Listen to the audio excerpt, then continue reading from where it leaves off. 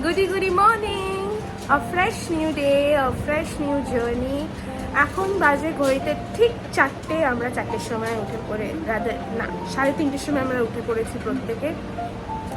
4টের সময় আমরা এখন রেডি হচ্ছি। আমরা এখন মোটামুটি 60 মিনিটস ড্রাইভ করে ক্রুজের কাছে যাব। সেখান থেকে ক্রুজে করে আমরা যাব হ্যাভলক, এবং হ্যাভলকে গিয়ে we are going to have a lot of fun, a lot of water activities, scuba diving থেকে শুরু করে metal boating, most probably glass boating.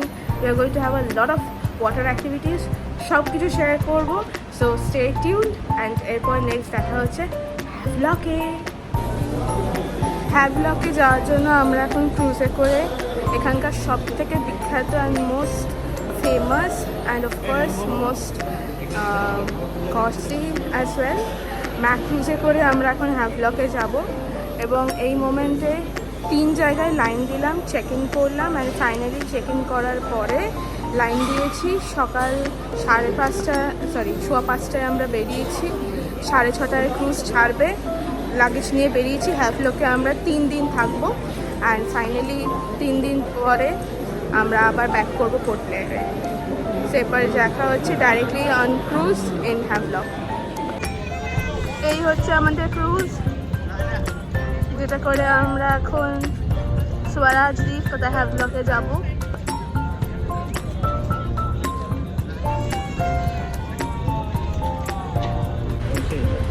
তো ফাইনালি আমরা ম্যাট্রিক্সে উঠে পড়েছি। বাইরে থেকে আমি ভিডিও করতে পারিনি, কারণ স্ট্রিক্টলি ফটোগ্রাফি করে নিতেছিল। এখানে ভেতরটা অপূর্ব সুন্দর, মনেই হচ্ছে না জলের উপরে ভাসমান কোনো জায়গায় বসে রয়েছি। এবারে জানবো যে এদের দুজনের এক্সপিরিয়েন্স কেমন লাগছে। না বলো কেমন লাগছে? দারুণ লাগছে। এই ক্রুজটা অন্যরকম। জোরে বলো। আমরা ভিয়েতনামে যে ক্রুজে উঠেছি সেটা ছিল একরকম, এই আমাদের জন্য দেখা যাচ্ছে। তো এই ক্রুজটা হচ্ছে অন্য টাইপের, খুব ভালো লাগছে। তোমার কেমন লাগছে? ওটা খুব ভালো, খুব ভালো লাগছে। চশমা জলে দেখার উপরে ঘরোয়া সাংসারিক কথা ছাড়া এরা কিছু বলতেই পারে না। চশমার জন্য দেখা যাচ্ছে না। যাই হোক, আমাদের আশেপাশের সিনারি কেমন সেটা এরপরে দেখানোর আমি চেষ্টা করব, কারণ আমরা উইন্ডো সিট পাইনি। বাট এই ভেতরটা প্রচণ্ড সুন্দর।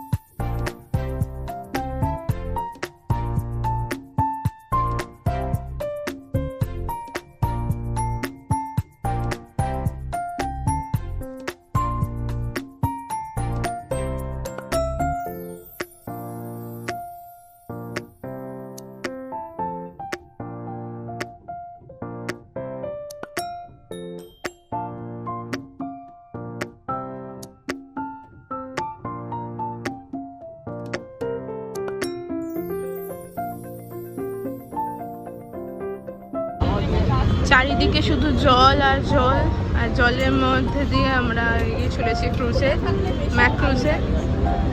আর ঢেউগুলো খুব সুন্দর। তোমাদের যদি এরকম ক্রুজে আসতে হয় বা ক্রুজ রাইড করতে হয় কোনো জায়গায় যাওয়ার জন্য, সেটা কিন্তু অনেক আগে থেকে কলকাতায় থাকাকালীনই তোমাদেরকে বুক করে নিতে হবে। প্রি বুকিং ছাড়া কিন্তু পসিবল না। প্রি বুকিং না করলে কিন্তু কোনো রকমভাবেই টিকিট এখানে এসে পাওয়া যাবে না, এবং প্রতিটা মানুষের সিট কিন্তু বুক করা। এখানে কিন্তু সিট প্রত্যেকের একদম নাম্বার ওয়াইজ যেরকম রয়েছে, যেরকম সিনেমা হলের টিকিট হয় ঠিক সেরকম টিকিট রয়েছে। So everything should be pre booked, otherwise আগে থেকে না হয় যদি তোমরা বুকিং না করো অটোমেটিক্যালি টিকিট পাবে না। আর অ্যাম্বিয়েন্সটা খুব সুন্দর, শুনতেই পাচ্ছ গান হচ্ছে পেছনে ব্যাকগ্রাউন্ডে, খুব সুন্দর গান হচ্ছে।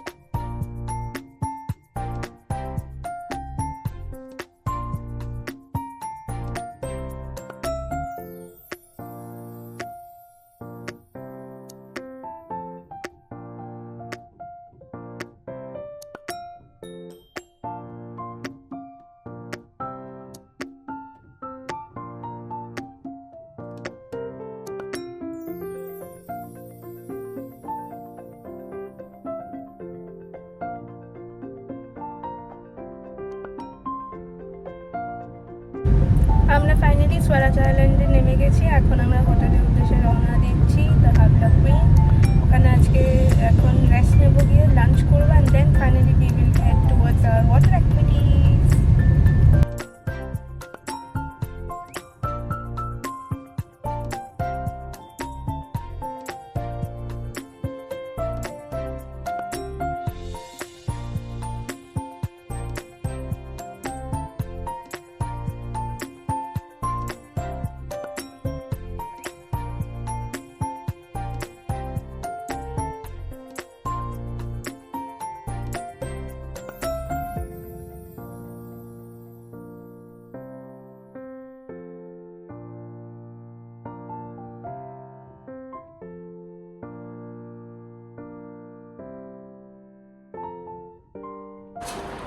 আমরা এখন ফুল অন রেডি হয়ে গেছি, লাঞ্চ ইটস ডান। এখন আমরা যাচ্ছি ফাইনালি রাধানগর বিচে, অ্যান্ড রাধানগর বিচে গিয়ে বিচটা এমন দেখতে কতটা সুন্দর, জলটা কীরকম গিয়ে দেখাচ্ছি ডাইরেক্টলি অন রাধানগর বিচ।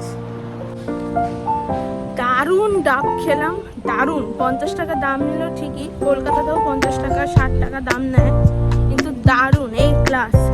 অফুরন্ত জল, প্রচুর জল, আর দারুণ খেতে, মিষ্টি তেমন, মালাই আলাও আছে, মালাই ছাড়াও আছে। এখন আমরা রাধানগর বিচ তথা কালাপাথর বিচে এসেছি, এসে দেখাবো এই জায়গাটা কেমন দেখতে।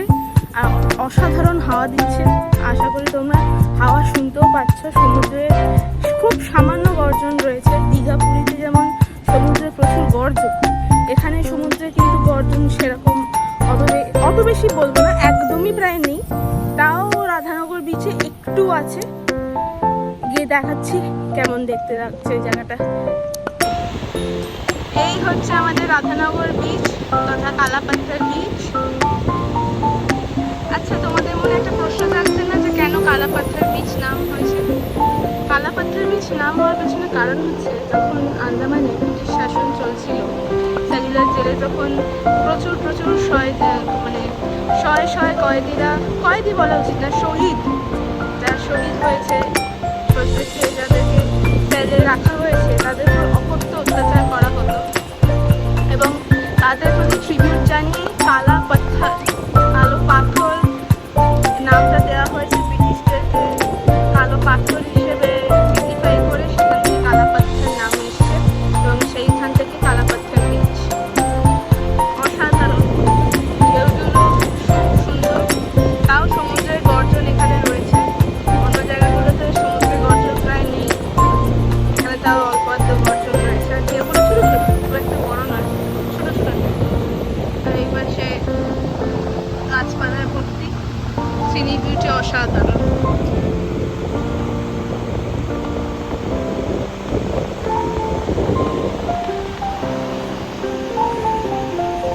এদিকেও সিনিক বিউটি রয়েছে, হাওয়া অসাধারণ দিচ্ছে, ঢেউগুলো ছোট ছোট ঢেউগুলো আমার পায়ে এসে লাগছে, খুব সুন্দর লাগছে। ঠিক মনে হচ্ছে যেন বাচ্চাদের মতো দৌড়ে দৌড়ে আসছে।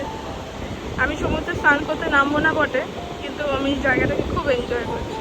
It's a very beautiful place, very beautiful.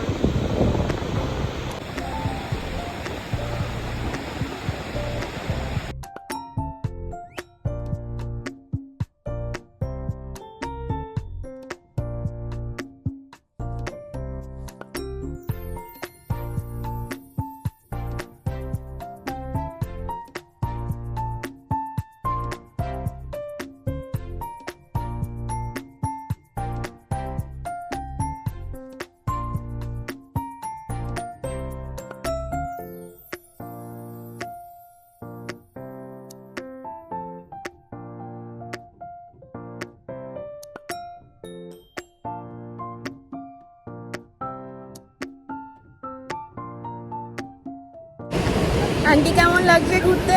খুব ভালো লাগছে। রাধানগর বিচ কেমন? খুবই ভালো, অনেকটা পুরীর বিচের মতোই। আর ডাব কেমন লাগলো? দারুণ দারুণ। আর আমাকে কেমন লাগলো?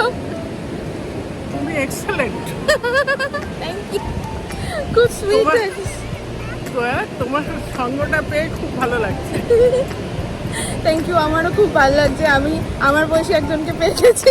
হ্যাঁ সেই ঠিকই আছে, বয়সটা কোনো ফ্যাক্টর নয়। না, আমরা বিচে অনেকক্ষণ একসঙ্গে হাঁটাহাঁটি করলাম, বিচ দুর্ধর্ষ লাগছে এবং এখানকার ওয়েদার খুব সুন্দর, একদম রোদ আছে বাট তাও গরম আর ঘাম কোনোটাই হচ্ছে না, এত সুন্দর হাওয়া। So it's a beautiful place.